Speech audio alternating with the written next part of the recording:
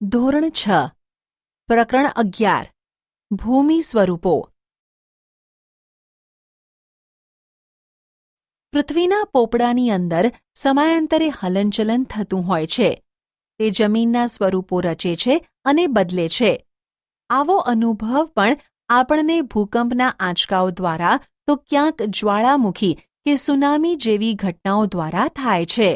આ હલનચલનથી ક્યાંક પર્વત, ઉચ્ચ પ્રદેશ અને ફાટ ખીણની રચના થાય છે.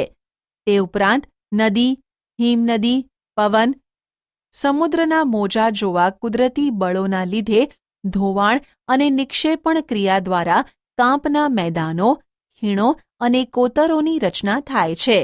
પૃથ્વી સપાટીનો અમુક ભાગ ચોક્કસ ઊંચાઈ, ઢોળાવ અને આકાર પ્રાપ્ત કરે ત્યારે તેને ભૂમિ સ્વરૂપ કહેવામાં આવે છે. ભૂમિ સ્વરૂપના મુખ્ય પ્રકાર. પ્રદેશની ઊંચાઈ પ્રમાણે જમીન ભાગોને પર્વત, ઉચ્ચ પ્રદેશ, મેદાન વગેરે નામથી ઓળખવામાં આવે છે. 1. પર્વત માઉન્ટેન. સમુદ્ર સપાટીથી લગભગ 900 મીટરથી વધુ ઊંચાઈ ધરાવતા તેમજ ઓછા કે તીવ્ર ઢોળાવ અને સાંકડા શિખરો ધરાવતા વિસ્તારને પર્વત કહે છે. પૃથ્વીના પેટાળમાં ભૂકંપ અને જ્વાળામુખી જેવા કુદરતી ભૌતિક બળોની ક્રિયા, પ્રતિક્રિયા અને આંતરક્રિયાથી પર્વતો બને છે. પર્વતોના ઉદ્ભવ અને વિકાસમાં એકથી વધુ ક્રિયાઓ અને બળોની અસર જોવા મળે છે. તેથી પર્વતો તેના વિવિધ પાસાઓના સંદર્ભમાં એકબીજાથી અલગ જોવા મળે છે. પૃથ્વી સપાટીના આશરે 26% વિસ્તારમાં પર્વતો આવેલા છે. પર્વતોનું વર્ગીકરણ. નિર્માણ ક્રિયાના આધારે પર્વતોને 4 વિભાગમાં વહેંચવામાં આવે છે. 1. ગેડ પર્વત. 2. ખંડ પર્વત. 3. જ્વાળામુખી પર્વત. 4. અવશિષ્ટ પર્વત. 1. ગેડ પર્વત ફોલ્ડ માઉન્ટેન. મોટે ભાગે સમુદ્ર તળિયાના પ્રદેશો કે જળાશયોના તળિયે એકત્ર થયેલા નિક્ષેપમાં બંને બાજુએથી દબાણ આવતા કરચલીઓ કે ગેડ પડે છે. તેના ઉર્ધ્વ વળાંકને આપણે શિખર તરીકે અને અધો વળાંકને ખીણ કે તળેટી સ્વરૂપે જોઈ શકાય છે. એશિયામાં હિમાલય, યુરોપમાં આલ્પ્સ, ઉત્તર અમેરિકામાં રોકીઝ અને દક્ષિણ અમેરિકામાં એન્ડીઝ દુનિયાના મુખ્ય ગેડ પર્વત છે. 2. ખંડ પર્વત બ્લોક માઉન્ટેન. ભૂગર્ભિક બળોને લીધે 2 ભૂમિ સ્તરો પર ખેંચાણ બળ લાગે છે ત્યારે તેમાં તિરાડ કે ફાટ પડે છે. આથી આજુબાજુનો ભાગ બેસી જાય, વચ્ચેનો ભાગ સ્થિર રહે તો તે ખંડ પર્વત અને નીચે બેસી જતા ભાગમાં ફાટ ખીણ રચાય છે. જર્મનીનો હોર્સ્ટ પર્વત તેનું શ્રેષ્ઠ ઉદાહરણ હોવાથી આવા પર્વતને હોર્સ્ટ પર્વત પણ કહેવામાં આવે છે. ભારતમાં આવેલા નીલગિરી, સાતપુડા, વિંધ્યાચલ પર્વત ખંડ પર્વતના ઉદાહરણો છે. 3. જ્વાળામુખી પર્વત વોલ્કેનિક માઉન્ટેન. જ્વાળામુખી ફાટતા પ્રસ્ફોટનથી બહાર ફેંકાતા પદાર્થો શંકુ આકારે જમા થતાં તે જ્વાળામુખી પર્વત બને છે. ઇટાલીનો વિસુવિયસ, ઇક્વિડોરનો કોટોપ્સી, જાપાનનો ફ્યુજીયામા અને ભારતનો બેરન, અંદમાન, પાવાગઢ અને ગિરનાર જ્વાળામુખી પર્વતના ઉદાહરણો છે. 4. અવશિષ્ટ પર્વત રેસિડ્યુઅલ માઉન્ટેન. ઘસારાના કુદરતી બળો સામે ટકી રહેતા શેષ ભાગોમાંથી અવશિષ્ટ પર્વત બને છે. હજારો વર્ષથી પોચા ખડકો ઘસાઈને વહી જાય છે તથા નક્કર ખડકમાંથી બનેલ ભૂમિ ભાગ ઊંચા ભૂમિખંડ તરીકે ટકી રહે છે. તેને જ અવશિષ્ટ પર્વત કહે છે. ભારતમાં અરવલ્લી, નીલગિરી, પારસનાથ, રાજમહલ તથા પૂર્વ ઘાટ અવશિષ્ટ પર્વતના ઉદાહરણો છે. પર્વતોનું મહત્વ. પર્વતો દેશ કે પ્રદેશની સીમા સરહદ અને કુદરતી દિવાલ સમાન છે અને ઠંડા પવનથી રક્ષણ કરે છે. તો ભેજવાળા પવનો રોકીને વધારે વરસાદ આપે છે. પર્વતો નદીઓના ઉદ્ગમ સ્થાન છે. તેમાંથી નીકળતી નદીઓ દ્વારા ફળદ્રુપ મેદાનોનું નિર્માણ થાય છે. વધુ વરસાદવાળા ઊંચા હિમછાદિત પ્રદેશમાંથી બારેમાસ વહેતી નદીઓ જળભંડારનું કામ કરે છે.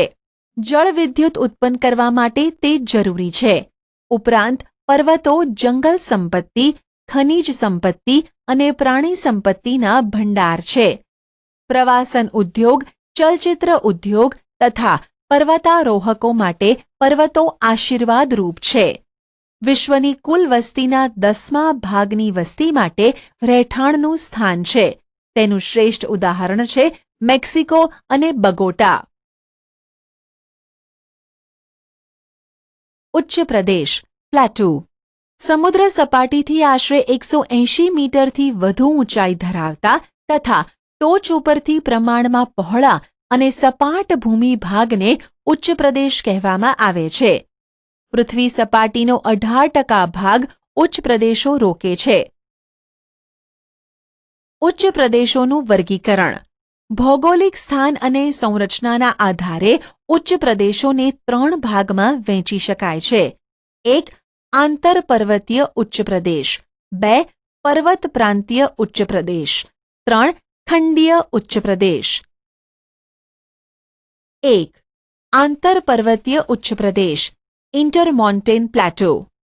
ચારે બાજુથી ઊંચી પર્વતમાળાઓથી પૂર્ણ રીતે કે આંશિક રીતે ઘેરાયેલ ભૂમિ ભાગને આંતરપર્વતીય ઉચ્ચ પ્રદેશ કહેવામાં આવે છે.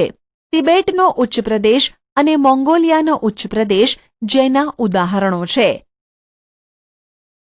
2. પર્વત પ્રાંતીય ઉચ્ચ પ્રદેશ પિડમોન્ટ પ્લેટો. પર્વતોની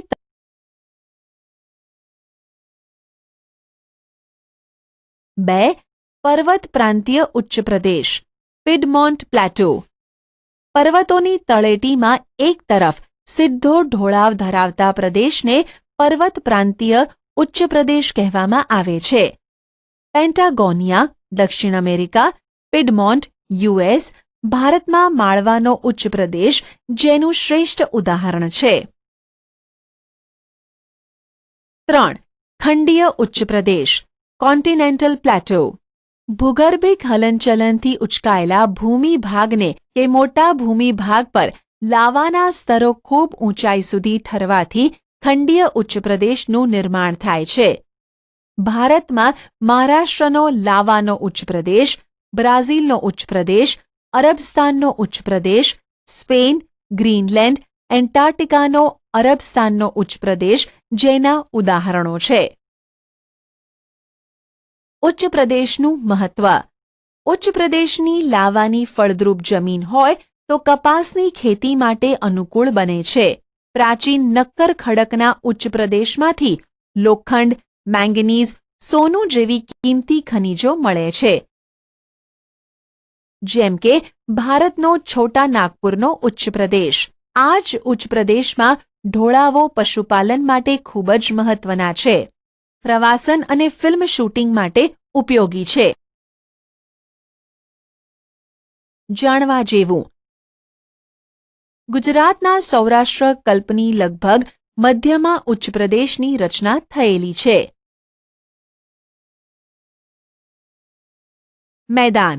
સમુદ્ર સપાટીથી 180 મીટરથી ઓછી ઊંચાઈએ આવેલા સમતલ કે સપાટ ભૂમિ ભાગને મેદાન તરીકે ઓળખવામાં આવે છે.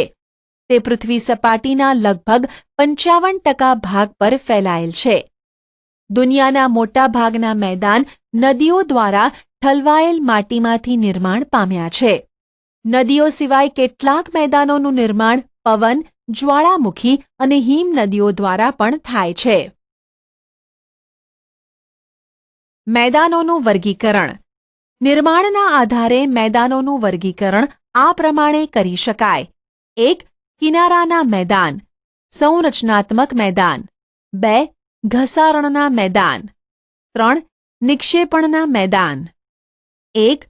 કિનારાના મેદાન કોસ્ટલ પ્લેન ઓર કન્સ્ટ્રક્ટિવ પ્લેન.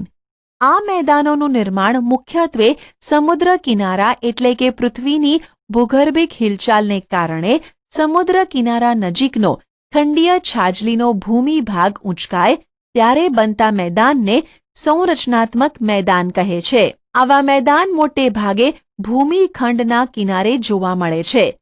મેક્સિકોના અખાતના કિનારે ફેલાયેલ સંયુક્ત રાજ્ય અમેરિકાના દક્ષિણ પૂર્વે આવેલ મેદાન તેનું ઉદાહરણ છે. જમીનના તળિયા ઘસાવાના કારણે પણ આવા મેદાનનું નિર્માણ થાય છે. ઓસ્ટ્રેલિયાનું મધ્યનું મેદાન આ પ્રકારે નિર્માણ પામ્યું છે. 2. ઘસારણના મેદાન ઇરોઝનલ પ્લેન. પૃથ્વીની સપાટી પર સતત ઘસારણની પ્રક્રિયા ચાલતી રહે છે, જેનાથી લાંબે ગાળે પર્વતો તથા ઉચ્ચ પ્રદેશો નદી, પવન અને હિમનદી જેવા પરિબળો દ્વારા ઘસાઈને મેદાન બને છે. આવા મેદાન સંપૂર્ણપણે સપાટ બનતા નથી. નક્કર ખડકોની ટેકરીઓ વચ્ચે વચ્ચે જોવા મળે છે. ઉત્તર કેનેડા અને પશ્ચિમ સાઇબિરિયાના મેદાન ઘસારણથી નિર્માણ પામ્યા છે. ઘસારણ દ્વારા બનેલ મેદાનોને પેની પ્લેન પણ કહે છે. 3. નિક્ષેપણના મેદાન ડિપોઝિશનલ પ્લેન. નદી, હિમનદી, પવન વગેરે પરિબળો દ્વારા પથરાયેલ કાંપના નિક્ષેપણથી સરોવર કે સમુદ્ર જેવા કોતરો ભરાવાથી આવા મેદાનનું નિર્માણ થાય છે. તેથી તેને નદીકૃત કે કાંપના મેદાન પણ કહેવામાં આવે છે. ભારતમાં ગંગા યમુનાના મેદાન, ઉત્તર ચીનમાં હવાંગહોનું મેદાન, ઇટાલીમાં હો નદી દ્વારા બનેલ લોમ્બાર્ડીનું મેદાન કાંપના મેદાનના વિશિષ્ટ દ્રષ્ટાંત છે. જ્યારે મેદાનોનું નિર્માણ સરોવરમાં કાંપના નિક્ષેપણથી થાય છે ત્યારે તેને સરોવરના મેદાન કહે છે. મેદાનોનું મહત્વ. માનવ વસાહતો અને વ્યાપાર વાણિજ્યના સ્થાનો ફળદ્રુપ મેદાનોમાં સ્થપાય છે. સપાટ મેદાન સડક માર્ગ અને રેલમાર્ગ માટે ઉપયોગી પુરવાર થયા છે. ગીચ વસ્તી ધરાવતા શહેરો મેદાનોમાં આવેલા છે. ફળદ્રુપ જમીન ખેત ઉત્પાદન માટે વધુ ઉપયોગી છે. ખેત પેદાશો ઉદ્યોગો માટે કાચો માલ પૂરો પાડે છે. ઉપસાગર. 2. સામાન્ય રીતે મહાસાગરના જળભાગનો આંશિક ભાગ એટલે ઉપસાગર, જે જમીન ફરતે ખુલ્લા વિશાળ સરોવર જેવો આકાર ધારણ કરે છે. ઉપસાગરો વિશાળ અને નાના કદના હોઈ શકે છે. ભારતમાં બંગાળનો ઉપસાગર તેનું શ્રેષ્ઠ ઉદાહરણ છે. અખાત, ગલ્ફ. જ્યારે કોઈ જળ વિસ્તાર 3 બાજુથી ભૂમિથી ઘેરાયેલ હોય તેને અખાત કહેવાય છે. ઉદાહરણ તરીકે ખંભાતનો અખાત અને કચ્છનો અખાત. ભૂશિર, કેપ. ભૂશિર એટલે ભૂમિનો લંબાત્મક છેડો જે જળભાગમાં ફેલાયેલ હોય છે, જેને સમુદ્ર રેખા તરીકેની સંજ્ઞા પણ આપી શકાય. દાખલા તરીકે કન્યાકુમારી, ભારત અને Cape of Good Hope, Africa. ટાપુ, આઇલેન્ડ. જે ભૂમિભાગ ચારે બાજુથી જળ વિસ્તારથી ઘેરાયેલ હોય તેને ટાપુ તરીકે ઓળખવામાં આવે છે. ઉદાહરણ તરીકે લક્ષદ્વીપ, અંદમાન નિકોબાર શંખોદ્વાર, બેટ દ્વારકા, પિરોટન, નરાબેટ, પિરમબેટ, શિયાળ બેટ વગેરે. ખીણ, વેલી. પર્વતોની હારમાળા વચ્ચે આવેલો નીચાણવાળો ભાગ. ગેડ પર્વતો અને ખંડ પર્વતોના નિર્માણ વખતે તથા નદી, હિમનદીના ઘસારણ કાર્યના પરિણામે ખીણોની રચના થાય છે. દાખલા તરીકે કાશ્મીર ખીણ. સામુદ્રધુની, સ્ટ્રેટ. 2 જળ વિસ્તારોને જોડતી સાંકડી જળપટ્ટીને સામુદ્રધુની કહે છે. ઉદાહરણ પાલ્કની સામુદ્રધુની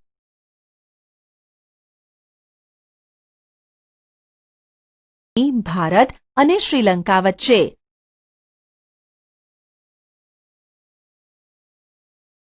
સંયોગી ભૂમિ, ઇસ્થમસ. 2 જળ વિસ્તારોને અલગ કરતી સાંકડી ભૂમિપટ્ટીને સંયોગી ભૂમિ કહે છે. ઉદાહરણ પનામા ઉત્તર અને દક્ષિણ અમેરિકા ખંડ વચ્ચે.